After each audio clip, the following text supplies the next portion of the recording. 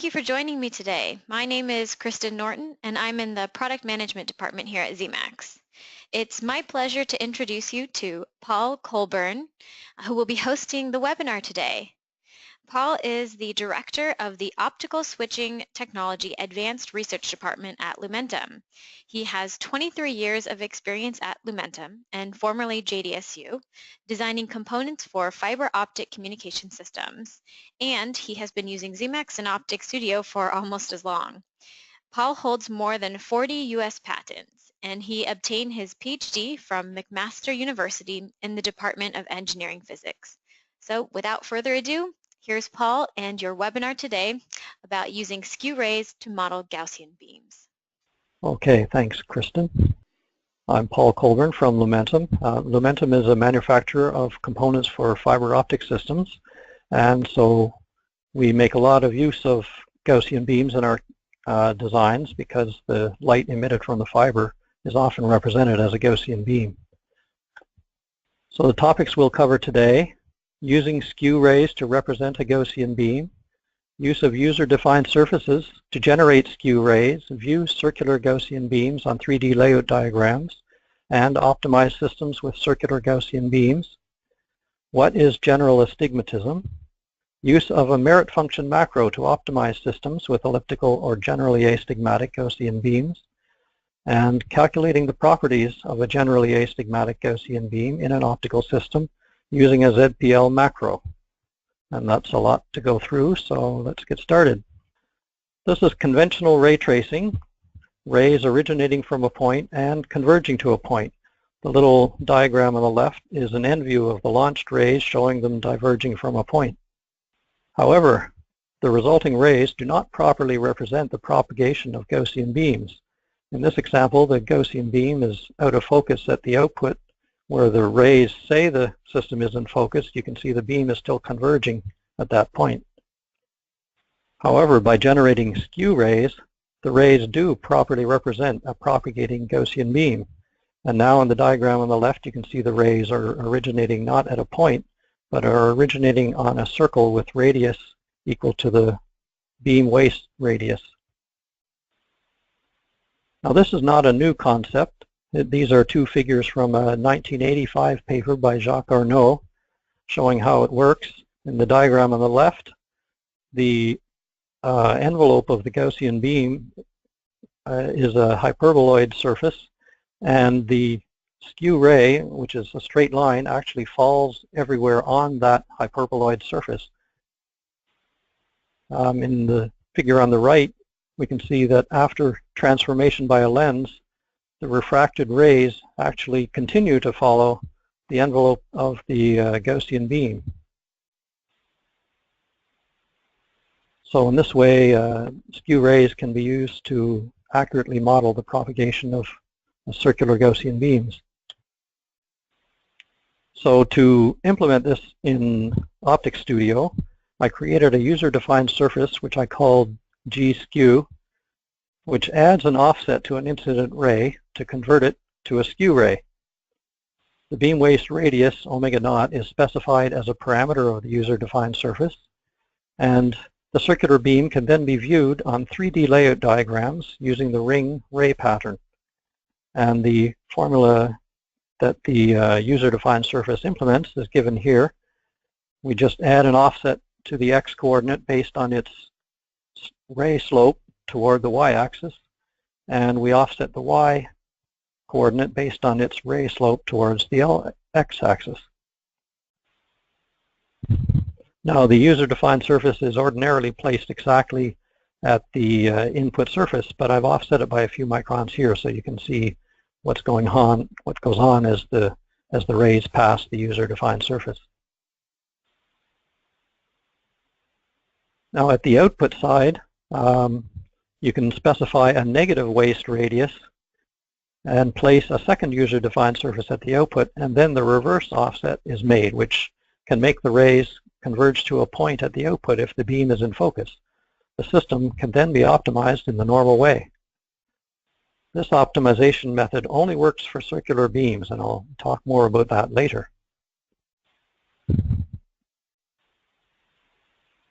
So here's an example of optimizing Gaussian beam system with skew rays. I have at the surface 2 a user-defined surface to generate skew rays.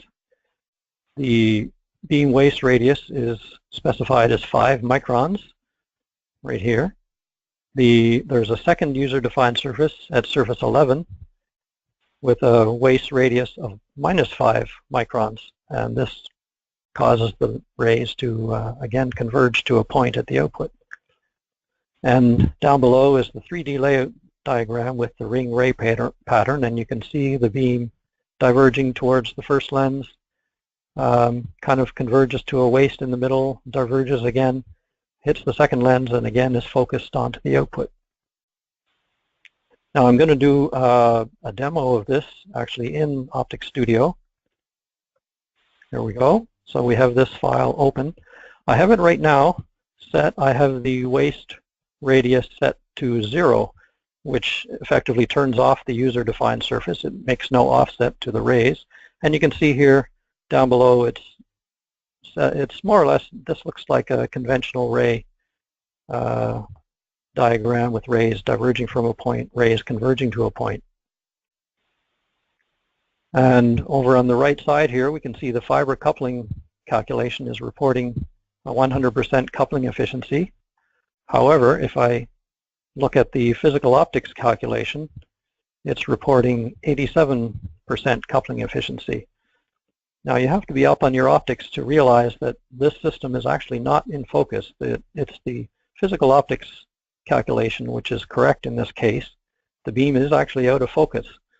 So what I'm going to do, I'm going to optimize. I have this set up right now to optimize using the physical optics calculation. So I'm going to do that now. And there it found a solution. That took 5 seconds. So I'll exit now. I'll update the physical optics calculation. It's now telling me the coupling efficiency is 100%. If I update my layout diagram, however, it looks a little out of focus. And if I do my fiber coupling calculation, if I update that, it's now telling me 74% coupling efficiency. So is this really the correct focus? Well, it actually is, but you might have trouble convincing your boss of that if he sees these other calculations which seem to be disagreeing with that. So I'm going to undo now just to go back to what we had before. There we are. We have the regular rays now. I'm going to enter now 5 microns for the waist radius, and you can see at the output it has picked up -5 microns.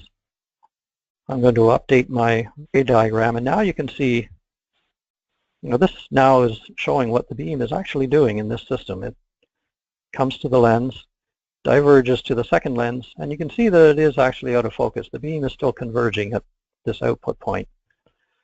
And what I'm going to do now, I'm going to go to my merit function editor. I'm going to change this so that it's optimizing on a default merit function. This is just an ordinary default merit function. RMS spot radius, 6 rings and 6 arms. Nothing special about it. And so I'm going to go ahead and optimize this now. And there, it found a solution. That took 0.4 seconds. Remember, it took 5 seconds optimizing with POP. If I update this window now you can see that the beam is properly focused. You can see the beam diverging, comes to a waist in the middle, diverges again, and then finally focused onto the output. If I update my fiber coupling calculation now, it's telling me 100% coupling because remember I put the user-defined surface at the output which reconverges all the rays to a point. So as far as the fiber coupling calculation is concerned, the system has been perfectly focused with all rays hitting the output exactly at the same point. And if I update my physical optics calculation, again it's reporting 100% coupling. So now I have my fiber coupling efficiency is telling me 100%. I have my physical optics telling me 100%. I have my ray diagram, which looks like what I want it to look.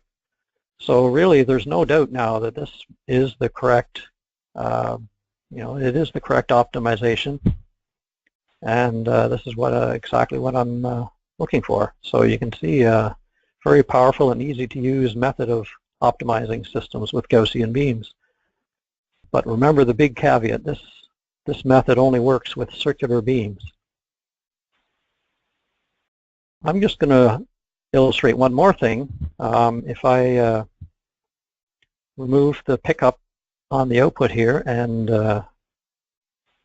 put a variable on the output surface, I can even I'll change the output target to 4 microns. I'll optimize it again and update, and you can see now it's a smaller spot, but it still found the perfect solution. So, so the input and output radius don't have to be the same size. You can make the two different. Okay, I'm going to go back to the presentation now. So, elliptical beams.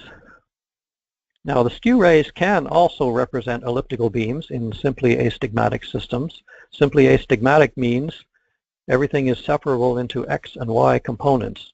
So the elliptical beam is aligned with X and Y, and also any cylinder optics are aligned with X and Y. And I generated another user-defined surface, which I called Gauss XY, to generate skew rays for elliptical beams, and an example is shown here. In this example, I can generate this ray bundle shown on the left, and if I look along X, I see the correct beam height at all points in the system. If I look along Y, I see the correct beam width at all points in the system. Now, I was actually trying to use this to do a design that involved elliptical beams one time, and it wasn't working, and sometimes it would seem to work, and then other times it would converge to something that was completely wrong. So I went back to the drawing board trying to find out, what was going on. So one thing I noticed was the elliptical skew ray bundle remains elliptical but rotates as the rays propagate. So in the example below, the ray bundle in the squares matches the profile of the beam only when viewed along X or Y directions. However, if you look at any other angle, you see the wrong beam size. Now, the key thing that I figured out was shown here. You can generate these rays either skew to the left or skew to the right. And if you generate both, then you have the interesting result that the projected size of the actual propagating beam is equal to the RMS average of the projected sizes of the left skew ray bundle and the right skew ray bundle, so the circled formula there. And this formula holds even for the case of general astigmatism, which means the optics are not aligned to the X and Y axes. Now just hold on to that thought a minute, that we can calculate the projected size of the beam at any view angle. I'm just going to take a little detour and explain what general astigmatism is. So simple astigmatism describes an elliptical Gaussian beam where all the cylinder optical elements are aligned with the beam axes. The X and Y components of the simply astigmatic beam can be treated separately as if each was a circular Gaussian beam propagating through a symmetric optical system. If an elliptical Gaussian beam is incident on a cylinder lens not aligned with the beam, general astigmatism results. The intensity profile of the generally astigmatic beam is elliptical, and the phase surface is ellipsoidal or hyperboloidal, just like a simply astigmatic beam. However, the phase surface is not aligned with the intensity ellipse. The intensity ellipse rotates in space as the beam propagates, and a generally astigmatic beam has no clearly defined waist. Now, these are two diagrams taken from the paper reference below. On the left is a simply astigmatic beam with two clearly defined wastes in the x and y directions, and the beam is always aligned with the xy axes. On the right is a generally astigmatic beam. It has no defined waste. I mean, there's sort of an area there where the beam is smaller, but there's no one point you can point to that you can say this is the waste. And the beam rotates as it propagates. So do I need to worry about general astigmatism? Most optical systems do not intentionally create general astigmatism. However, there are possible sources of general astigmatism to be aware of. Even if an optical system does not contain any intentionally rotated cylinder lenses, lenses may become rotated during a tolerancing exercise. Or general astigmatism can result if an elliptical beam hits a spherical lens off-axis due to astigmatism of the spherical lens. So actually the paper that I referenced on the previous slide, the authors of that paper were analyzing the optics of the LISA Pathfinder, which is a space interferometer. And what they realized was, even though the beam is around and all their optics are spherical, if the beam hits the first lens off-axis, then it creates simple astigmatism. If it hits a second lens off-axis, it creates general astigmatism. And there were no available tools to calculate the general astigmatism that they were trying to calculate, and so they had to generate their own mathematical tools, and hence the paper they published. Now it's possible skew rays would have worked, I don't know. But so are these effects significant? Without the ability to account for general astigmatism, you just don't know. If an algorithm is to work for any optical system without limitations on the orientation of lenses or positions of beams, it needs to accommodate general astigmatism. So the left and right skew ray bundles that I drew before, you know, in principle they represent an infinite number of rays. However, you don't have to propagate an infinite number of rays to figure out what's the height and width of the ray bundle. You only need to propagate 2 rays to define the right skew ray bundle and 2 rays to define the left skew ray bundle. And some example rays are shown here. So the right skew rays are rays 1 and 2, and the left skew rays 3 and 4. And I've introduced parameters alpha and beta, which if I were to change alpha, what that would do would be to rotate these rays around the ellipse, so I could generate any rays, you know, any rays starting, the rays could be starting anywhere on that ellipse. And the formula at the bottom then gives me the projected beam size of the propagating beam anywhere in the system. So I just need to do that fairly simple calculation, and I get the projected beam size.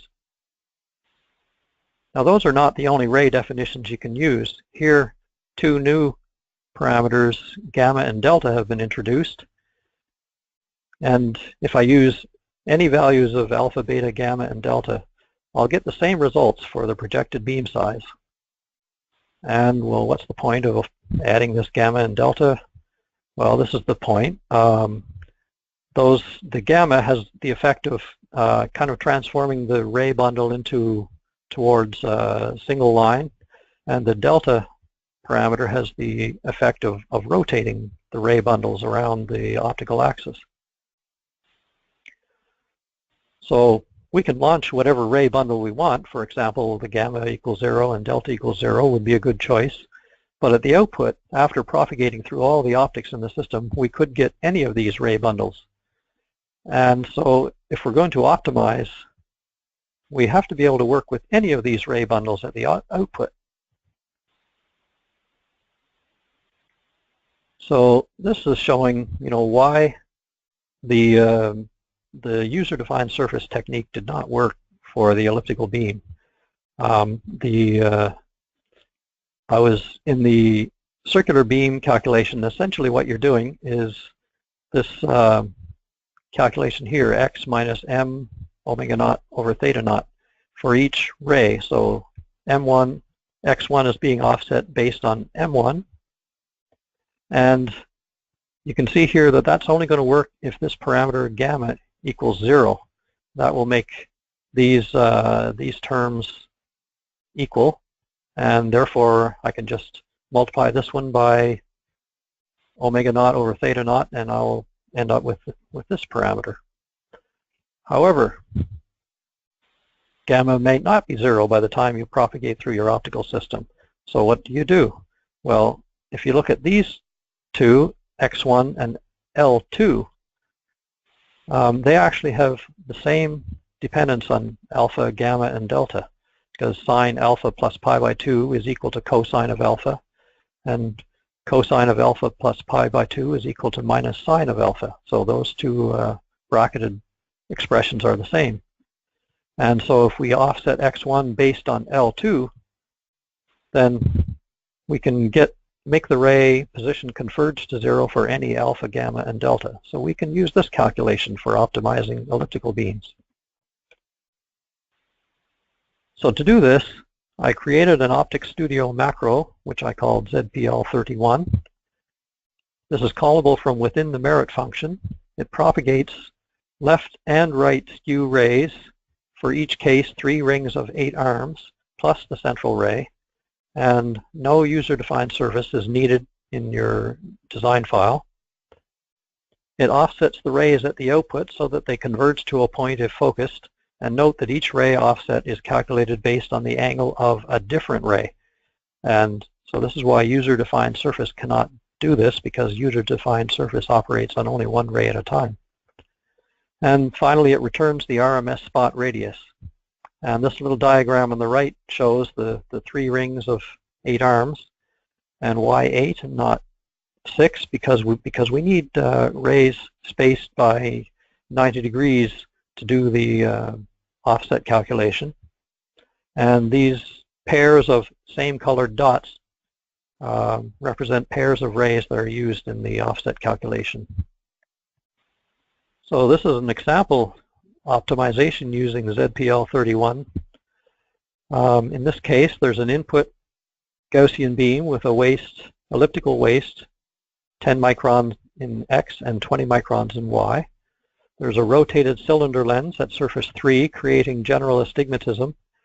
And following that, there's a subsequent series of 4 cylinder lenses which are attempting to convert the beam to a circular beam with a waist of 10 microns located 1.5 millimeters from the input. The merit function has only one operand, which is calling the ZPL31 macro. And there are 4 parameters here. The first one, the X waist size 10 microns. The second one, the Y waist size 20 microns at the input. The third parameter is the X waist at the output 10 microns and the Y waist at the output 10 microns. And in this case, after optimization, the optimization has reduced the RMS spot size to less than 0.01 microns. If I run a pop calculation now, the pop coupling is telling me it's 99.97% coupling. So it really has converged to the proper output that we were looking for. And just a comment, it would be very difficult to do this particular optimization any other way.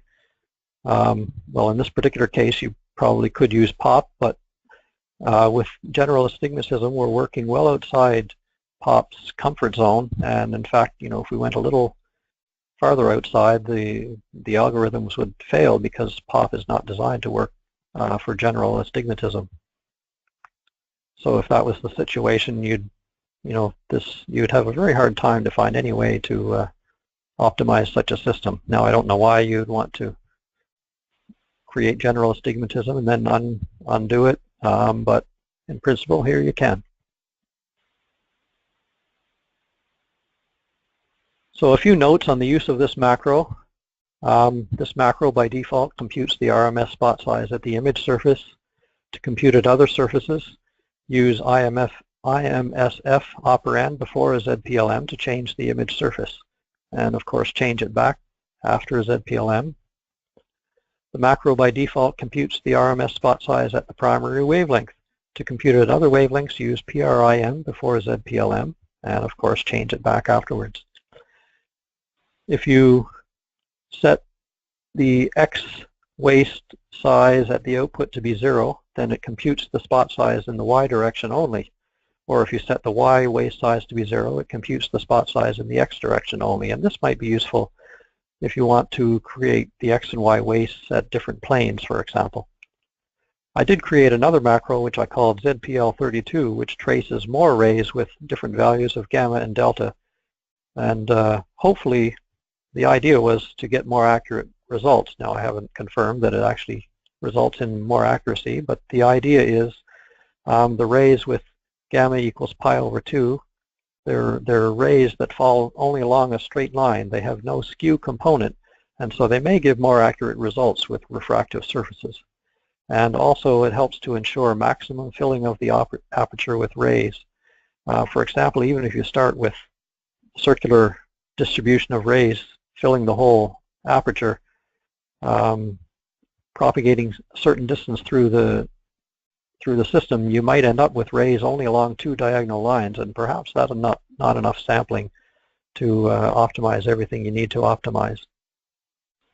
Okay, finally I'm going to talk about how to calculate the propagation of generally astigmatic beams. So the calculation is basically propagate the skew rays through the system, calculate the projected beam size at 3 view angles, and from this information you can extract the orientation and major and minor axes of the intensity ellipse. And so I give one example here of a way to do that using 0, 90, and 45 degree view angles, which just happen to be angles for which the projected beam size is easily calculated. To calculate the wavefront, we can calculate the derivative of the beam size with respect to Z.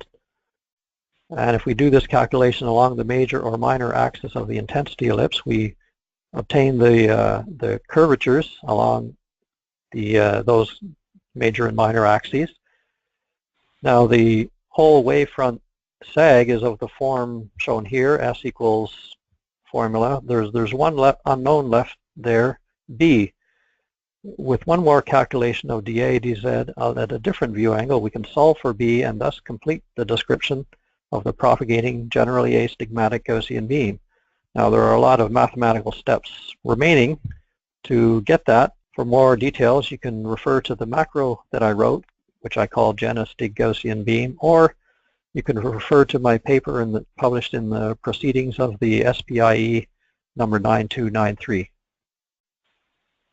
So as I mentioned, I wrote a macro to calculate the properties of a generally astigmatic Gaussian beam using these formulas. In this macro, I trace 16 rays instead of 4 just to get a little more accuracy. So I trace rays completely around the circle instead of just 2 kind of off to one side. And this is an example output. I'm not going to go through this, but this example is going to be posted on the user forum on the webinar download page, so you can have a look and play with that and see how it works. So, you know, I'm not the first person to figure out a method for calculating generally astigmatic Gaussian beams, but previous methods make use of complex rays, where a complex ray is one real ray and one imaginary ray, and complex matrix calculations, and 3 examples given here of papers using those methods. The method I presented here requires no complex rays and no matrix calculations. However, both methods require 4 propagated rays plus the chief ray. Now this is a comparison of my calculation with some previously published results. 1985 paper by Alan Greynold, and the fabulous 1985 computer graphics are Greynold's calculations, and the handwritten numbers are his, and the typewritten numbers are, and the overlaid triangle lines are my calculations, and you can see everything matches very well. So the methods that I've just described are very useful, but a lot more can be done. I have a regular job, so I don't have time to do all this. Maybe if there's some students listening looking for a thesis project, I think some of these things could be a good project. Calculation of coupling loss using skew rays for elliptical beams, for example. The FICL calculation, appears to give accurate results for the circular beams, where we can reconverge the rays, and the FICL is more or less oblivious to the fact that we've gone through all the skew rays in the middle. But for the elliptical beams, this does not work because we can't put a user-defined surface there to reconverge the rays to a single point. Calculation of aberrations, for example, spherical aberration or coma. Improve convergence for optimization of elliptical and generally astigmatic beams. So one issue that I've noticed is the convergence tends to be quite slow. I mean, what I mean by that is each iteration step produces a very small increment in the merit function. So perhaps better optimization algorithm might help with that. Compiled program instead of OpticStudio macro could improve the speed. Multi-threaded computation obviously would help.